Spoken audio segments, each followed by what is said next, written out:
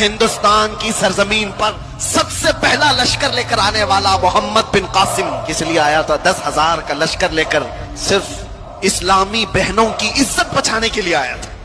راجہ طاہر سنگھ ایک ظالم بادشاہ تھا، اس کے گنڈوں نے کچھ عورتوں کو قبضہ میں لیا اور ان کا مال لوٹ لیا تھا۔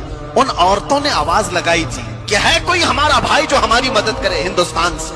تو اس وقت کچھ عرب کے تاجر یہاں پر تجارت کے لیے آئے تھے، انہوں نے یہ معاملہ دیکھا تو واپس جا کر گورنر جو اس وقت تھا حجاج بن یوسف اس کے زمانے میں، وہ لوگ واقعہ سنا رہے تھے۔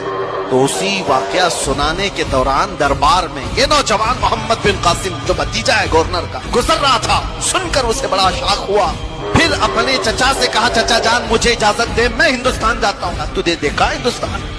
تقریباً 4,000 کلومیٹر دور ہند کی وادیاں دیکھا نہیں؟ اس نے کہا اللہ کی مدد آئے گی، میں لشکر لے کر جاؤں گا۔ اور وہ آیا بھی، اور اس کے بعد راجہ طاہر سنگھ کو اس نے مخاطب کر کے کہا تھا محمد عربی کے شیر ہیں اور ہم مقابلے کے لیے آئے ہیں۔ اس کے بعد 3 دن کی لڑائی کے بعد گنڈے بھی راجہ بھی سب تتر بتر ہو گئے۔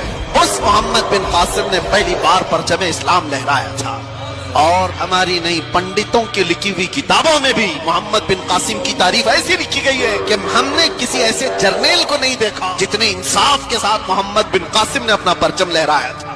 کسی پر ظلم نہیں کیا، محبتوں کے ساتھ لوگوں میں ایمان کی دعوت دی۔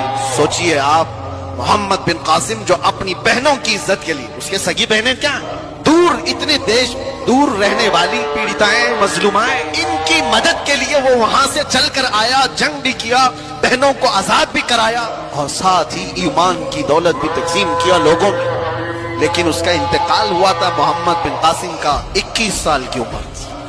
پھر اپنے گریبان میں جھانک کر دیکھو، 21 سے گزرے ہوئے بھی ہم بہت ہیں۔ 21 سال کی جوانی میں جو اتنا بڑا قدم اٹھا کر آیا، اس کے پاس وقت کی قدر و قیمت۔ یہ وہ لوگ ہیں جنہوں نے دنیا میں تاریخ رقم کر دی۔ 19 سال میں تو جوان یہاں